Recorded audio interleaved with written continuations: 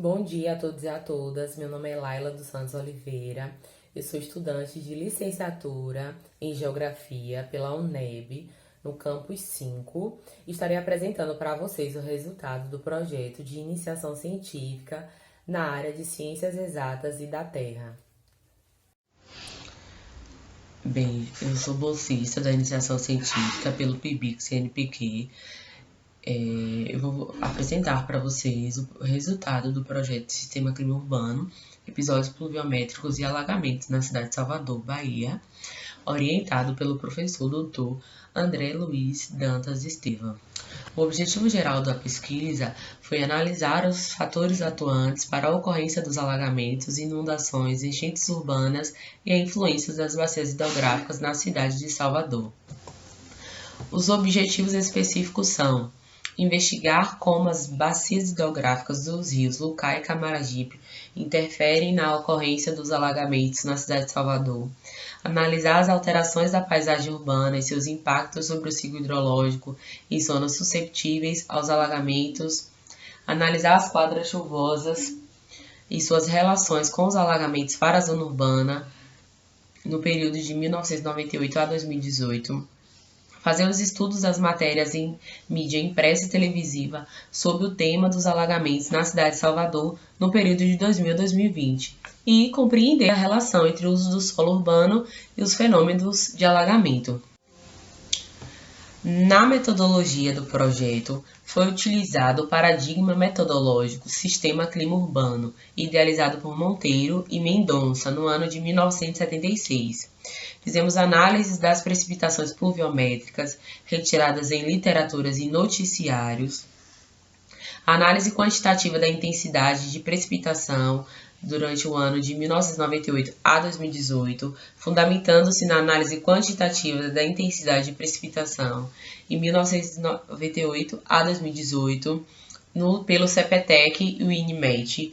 O CPTEC é o Centro de Previsão do Tempo e Estudos Climáticos e o Instituto Nacional de Meteorologia. Analisamos os aspectos dos usos dos solos ao longo dos rios Lucaia e Camaragibe. Utilizamos de imagens de trechos comprometidos dos rios e as análises em relatórios técnicos da Defesa Civil, que é a Codesal. Utilizamos também as imagens do Google Maps, do Google Earth e de arquivos terceiros. Infelizmente, devido à pandemia, nós não tivemos trabalhos de campo, logo, nossos dados foram baseados em arquivos já existentes. Materiais e métodos. A figura 1 tem representado um mapa de localização da cidade de Salvador. Salvador se encontra a 12 graus, 58 minutos e 1 segundo ao sul e 38 graus, 30 minutos e 30 segundos a partir da Baía de Todos os Santos, já na região do Recôncavo Baiano.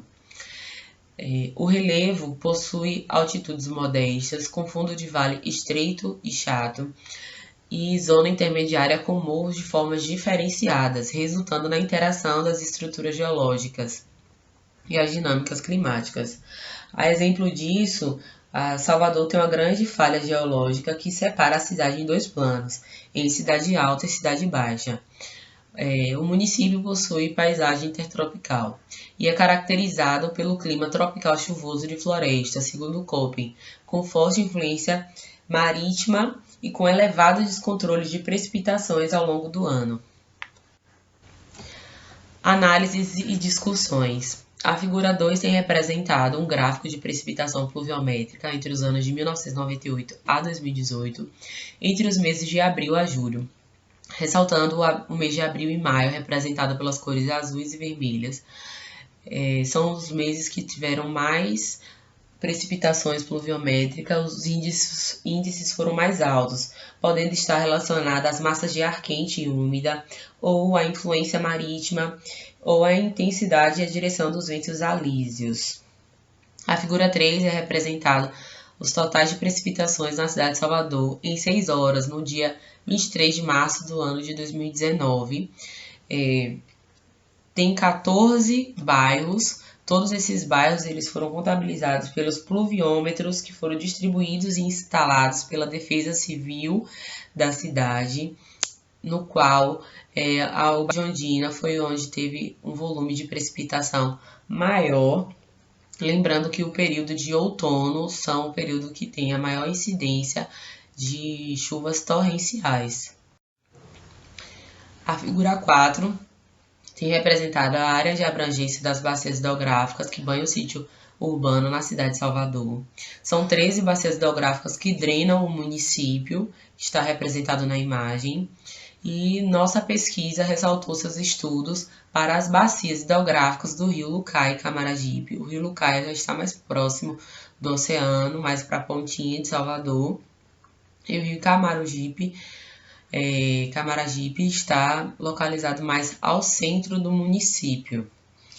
Lembrando que nós escolhemos essas duas bacias devido à sua representatividade para o sítio urbano e para melhor compreensão dos impactos dos usos dos solos ao longo dos cursos fluviais e a sua relevância para a ocorrência de alagamentos e enchentes. A figura 5 tem demonstrado o local de nascentes dos rios Lucaia nas proximidades do dique do Tororó, onde está circulado em amarelo. O principal rio dessa bacia tem sua nascente na Avenida Joana Angélica, no bairro de Nazaré, onde ela vai passar pelo dique do Tororó e desaguar no Oceano Atlântico, no Rio Vermelho, já no Largo da Mariquita. Os rios locais eles atuam como níveis de base para o fluxo do escoamento que se reproduz ao longo das ruas circunjacentes, nas encostas que bordejam as avenidas de fundo de vale, com total pavimentação nas margens dos rios. Os excessos de água em coberturas impermeáveis desencadeiam os transbordamentos associados aos alagamentos ao longo dos fundos de vale, no qual ocorrem a calamidade pública devido às enchentes, inundações e alagamentos. Figura 6 está representado aí mostrando as setas azuis, o curso do rio Camaragibe nas proximidades do Largo do Retiro, um curso canalizado e recortado por pontes e uma área totalmente impermeabilizada.